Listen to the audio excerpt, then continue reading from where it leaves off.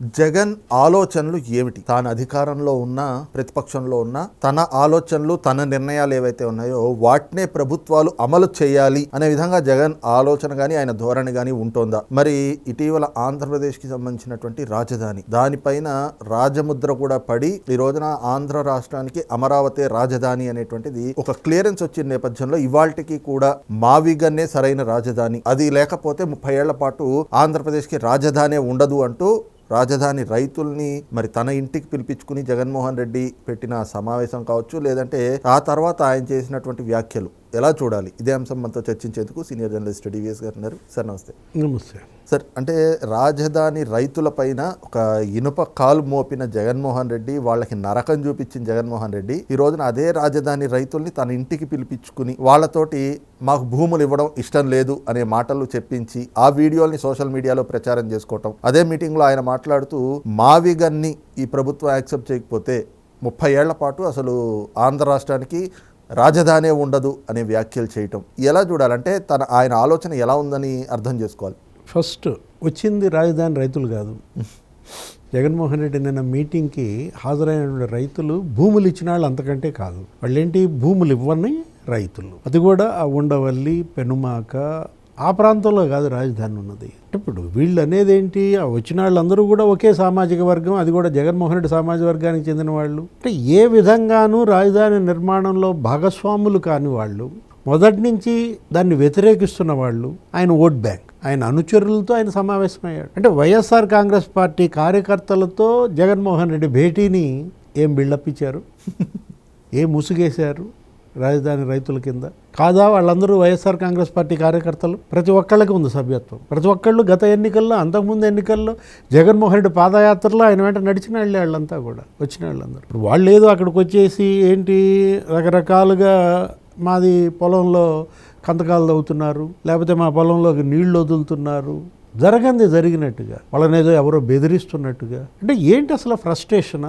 ఒక పక్కేమో అక్కడ శరవేగంగా నిర్మాణం జరుగుతుంది. నిన్న మనం చూసాం ఏంటి 10 రోజుల్లో ఒక అంతస్తు వేస్తున్నారు. అసలు ఇది ఇంతకుముందు ఎప్పుడు అనుసరించినటువంటి టెక్నాలజీ, ఆధునిక విదేశీ టెక్నాలజీతో అక్కడేంటి స్లాబులు లేకపోతే కాంక్రీట్ బీములు అన్నీ ఒక పద్ధతిగా పోసుకుంటూ ఇప్పుడు ఆ సెక్రటేరియట్ 5 ఐకానిక్ బిల్డింగ్స్, ఒక్కొక్క బిల్డింగ్ 40 అంతస్తులు, 38 అంతస్తులు. అంటే 10 రోజుల్లో ఒక అంతస్తు చొప్పున వాళ్ళు అక్కడ అంత సర్వేగంగా నిర్మాణం చేయటం. అటు రహదారులు, ఇటు వంతెనలు. ఇంకొకడు నేను చూశాను ఆ వీడియో, ఒకడు మాట్లాడుతూ అదేదో వంతెన, ఆ వంతెన ఇది ఏదో ఒటిదేను, అదేం అక్కడ పెచ్చులు ఇవ్వలేదు, అక్కడేమి భీములు కదలలేదు అని చెప్తున్నారు, కానీ వాస్తవంగా బెసికింది మొత్తం. అసలు భీములన్నీ కూడా ఇదైపోయాయి అతను చెప్పటం. అంటే ఇప్పుడు కేవలం ఏంటంటే బురద చల్లటం కోసం ఒక రకంగా జగన్మోహన్ రెడ్డి వాళ్ళని వాడుకున్నాడు. ఇప్పుడు ఏమంటాడు మావిగన్, మీరు అన్నదే. అసలు మచిలీపట్నం, విజయవాడ, గుంటూరు హైవే మీదంట 400 ఎకరాలు చాలంట ఆయన నిన్న ఇస్తున్నటువంటిది. 30,000 ఎకరాలు ఎందుకు, 50,000 ఎకరాలు తీసుకున్నారు, ఇంకో 50,000 ఎకరాలు ఎందుకు? 12 ఏళ్లుగా దానిపైన విషయం జిమ్ముతూనే ఉన్నారు. ఇప్పుడు రాష్ట్రం ఏర్పడింది, ఇప్పటికీ ఆంధ్రప్రదేశ్ అంటే ఒక అడ్రస్ లేని రాష్ట్రంగా కేంద్రం ఏదో ఇచ్చింది, చట్టబద్ధత కల్పించింది. రాజధాని అమరావతి అంటే ఒక కేర్ ఆఫ్ అడ్రస్. సంతోషిస్తున్నారు మొత్తం రాష్ట్ర ప్రజానీకం అంతా ఇవాళ పండగ చేసుకుంటుంటే జగన్మోహన్ రెడ్డి. ఇప్పుడు ప్లాన్ ఏ, ప్లాన్ బి ఏంటిది? ఏ రాజకీయ పార్టీ అయినా ఈ విధంగా మాట్లాడిందా? భారతదేశంలో ఇంతమంది హేమాహేమీలను చూసాం, నాయకులను చూసాం. ప్లాన్ ఏ, ప్లాన్ బి ఏంటి? ఏ పార్టీకైనా ఉండేది ఒకటే ప్లాన్. ఇది ఎక్కడి ఇది? అంటే ఇప్పుడు ఇవాళ మనం తీసుకున్నట్లయితే బ్రహ్మాండంగా అక్కడ మీరు చూసారా 63,000 కోట్లతో పనులు. అరే 40,000 మంది కార్మికులంట, వేలాది యంత్రాలు జేసీబీలతో పనులు జరుగుతున్నాయి, శరవేగంగా నిర్మాణాలు జరుగుతున్నాయి. బిట్స్ 1000 ఎకరాల్లో వస్తుంది. అమృత్ లేకపోతే అనేక అక్కడ ఉన్నటువంటి విశ్వవిద్యాలయాలు, విట్, ఎస్ఆర్ఎం. అక్కడ ఒక ఆయన అంటాడు లేచి ఆ మీటింగ్లోనే, మా బిడ్డలకి చదివిస్తూ ఉచిత విద్య అన్నారు, మేము కూడా డబ్బులు కట్టాల్సి వస్తుంది. అంటే ఎంతవరకు మీకు పరిమితి? ఒకవేళ ఈ విషయాన్ని మీరు అక్కడ ప్రభుత్వం దృష్టికి తీసుకెళ్లారా? మీ అంతటా మీరే వెళ్ళి అక్కడ సీట్లు అడిగి మీరు మీ దీని ద్వారా మీరెళ్ళి తెచ్చుకొని వెళ్లాల్సిన మార్గంలో మీరు వెళ్ళి అడగాల్సిన వాళ్ళని అడిగి ఉంటే ఏంటి చట్టంలో ఈ విధంగా ఉంది, మా విద్యార్థులకు మీరు ఉచిత విద్య ఇస్తారా లేదా? ఆ మార్గంలో కదా తలుపు తట్టాల్సింది. అంటే జగన్మోహన్ రెడ్డి మాత్రం బాగా నవ్వుకున్నాడు. మొత్తానికి నా దగ్గర కొంతమంది వచ్చారు, ఇప్పటిదాకా నాకు ఇక్కడ అసలు ఏం మాత్రం ఇక అసలు అడుగు మోపడానికి కూడా చోటు లేదనుకున్నాను. నా అడుగు పెట్టడానికి చోటు దొరికింది, ఇచ్చారు. ఇక తొక్కడమేనా? ఉండవల్లి పెనుమాక మీద ఇవాళ జగన్ అడుగేసి అమరావతిని తొక్కుదామనా? ఏం చేశావు ఇంతకుముందు?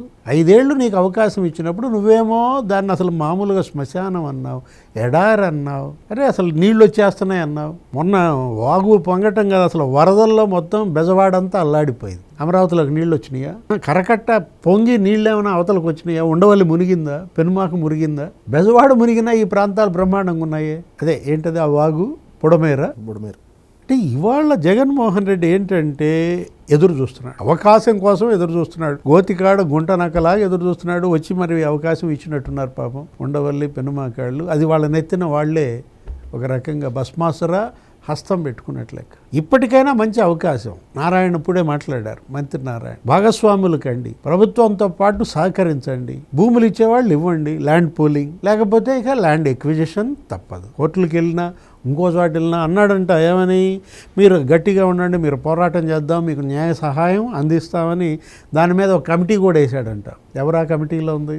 పేర్ని నాని, పొన్నవోలు సుధాకర్ రెడ్డి. అంటే ఇప్పుడు పేర్ని నాని అసలు ఏ రోజన్నా అతను స్పందించాడా? 1451 రోజులుగా ఆందోళన చేస్తుంటే కొడాలి నాని, వల్లభనేని వంశీ, అంటే ఎందుకని ఇవాళ ఆ ప్రాంతంలో మీరు ఓడిపోయారు? కృష్ణా గుంటూరు జిల్లాల్లో ఇవాళ వైసీపీ ఎందుకు రూట్ అవుట్ అయింది? ఒకప్పుడు అదే 2 జిల్లాల్లో మీకు 4 సీట్లు తప్ప మొత్తం 26 సీట్లు ఇచ్చేశారు. ఇప్పుడు ఎందుకని ఈ విధంగా రూట్ అవుట్ అవ్వాల్సిన పరిస్థితి వచ్చింది? ఇక వైఎస్ఆర్ కాంగ్రెస్ పార్టీ ఆంధ్రప్రదేశ్ మొత్తం, అమరావతి కాదు ఆంధ్రప్రదేశ్ మొత్తం రూట్ అవుట్. Thank you. నమస్తే.